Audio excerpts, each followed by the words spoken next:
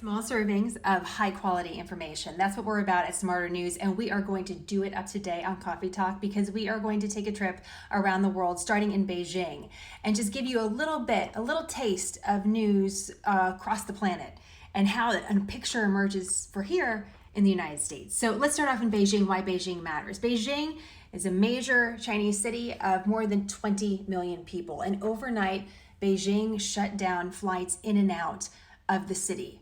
Up to 60% of flights in and out of the city. Why is that? Because there's concern about an outbreak of COVID-19. They've shut down schools, they're quarantining certain people to particular neighborhoods in the city. So why does this matter? Yes, we're watching China because we know that Wuhan, another city of 11 million people, is the site of the SARS-CoV-2 outbreak, the virus that causes COVID-19. But we haven't seen this yet in Beijing, and it's important for a few reasons, including the fact that we're seeing an uptick in cases back here in the United States. And so seeing this abroad in such a major city is a reminder that we're all really sharing in this experience together.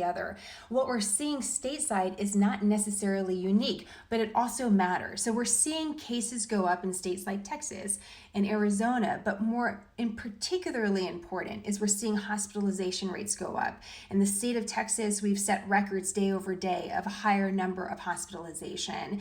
But before we go too far down this path, I want to tell you something. I spent a lot of time yesterday looking at different states like Arizona and Florida and Texas about why we're seeing cases rise. And I think the big takeaway is no one really knows yet. And it's not just these states. We're seeing cases rise and hospitalization rates go up in states like Alaska and Oregon. So can you imagine states as different as Oregon and Florida as far as terrain and population and climates? Not really, but they're sharing in this particular experience together. Word of note, you're seeing that increase in cases, let's say in Texas, but a decrease in cases in a place like New York, where there was clearly a big outbreak.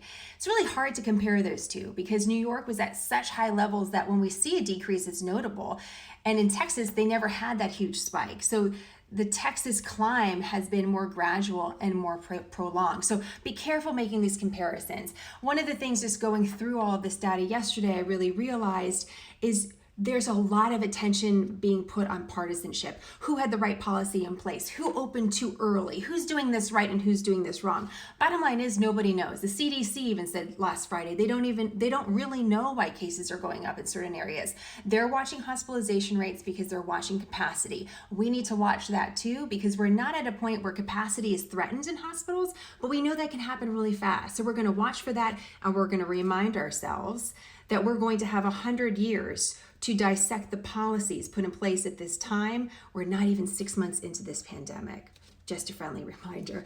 That said, it's easy to chase headlines that are really exciting. And we saw one yesterday. I'm sure some of you saw it too. It was on a steroid that was being used in Europe that looked to produce some really great results for people that had COVID-19 and were really, really sick. And there was excitement over this because the steroid is cheap and is used all the time. Well, I reached out to Dr. Daria. She's a friend of mine. She's an ER doctor. She's great on this topic. If you're not following her, follow Dr. Daria, 2 R's on Instagram. It's definitely worth your time.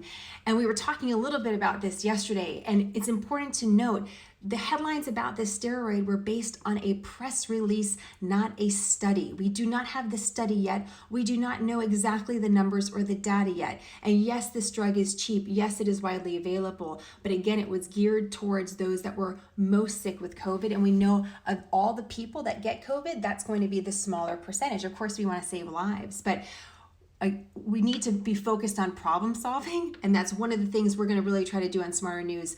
Problem solving over partisanship, studies over press releases.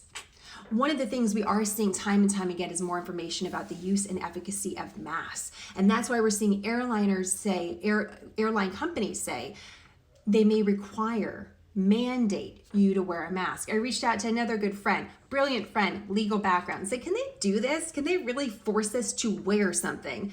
And she said, sure, just like they can prevent you from getting on a plane for being drunk or being barefoot. I didn't know the barefoot thing. Did you know the barefoot thing? they can do this with masks. So word to the wise, masks are here, it looks like for a while, and this is going with research that's not only showing the efficacy of masks, but showing that you have a higher risk of COVID-19 when you're in a contained space with someone for a prolonged period of time. That can be 10 minutes in line at the post office, that can be an hour in a restaurant, that can be on an airplane. So those are some of the things that we're looking at when it comes to COVID-19. We are seeing people moving around, and we are seeing the data to support that. Two quick bits, little bites of economic news. We saw consumer spending jump. I mean, we have been shopping over the last month. So month to month, April to May, Americans got back shopping today. We produced numbers that we haven't seen as far as an increased month over month in consumer spending in years, since 1992 when we started to collect this data.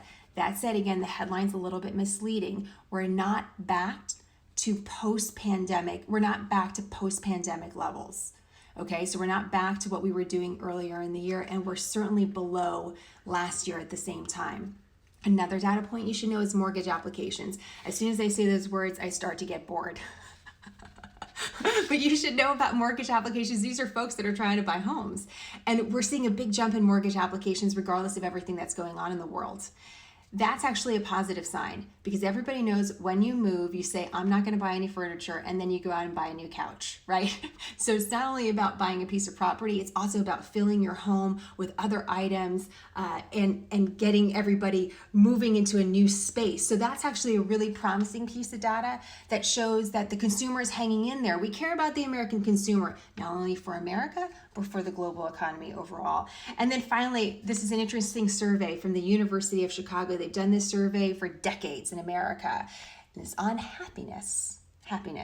What the survey showed is that we're seeing a lot of Americans feel satisfied when it comes to their finances, but we're seeing more Americans say that they're less happy. So the survey was measuring a couple things. You feel totally happy, pretty happy, or not happy at all. The pretty happy is hanging in there.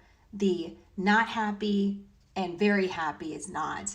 And I thought that was interesting. I'm curious if you guys feel that reflects your thoughts. This survey was collected, by the way, going into Memorial Day weekend. So it does not include any sort of feedback from the American public post Memorial Day weekend. And we know that was a pivotal weekend because that was when we saw the arrest and the death of George Floyd, and launched into several weeks as we've been in protest. So I was wondering if that would change the survey at all. It's not included.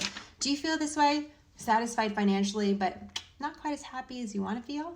Also, an interesting point about the survey, people were feeling, and Americans were feeling, less optimistic about the future for their children. That hit me. Do you feel that way? I'm curious about that. I was debating on how much further to research happiness and studies on happiness. So if you'd like more on that, let me know. Direct message us, or always you can email us, hello@smarternews.com. I hope you guys have a great day. Enjoyed these small bites. Remember, small bites, high quality information over a long period of time means that you're just accumulating great knowledge, and that's what Smarter News is all about. Have a great day, guys. I'll talk to you later.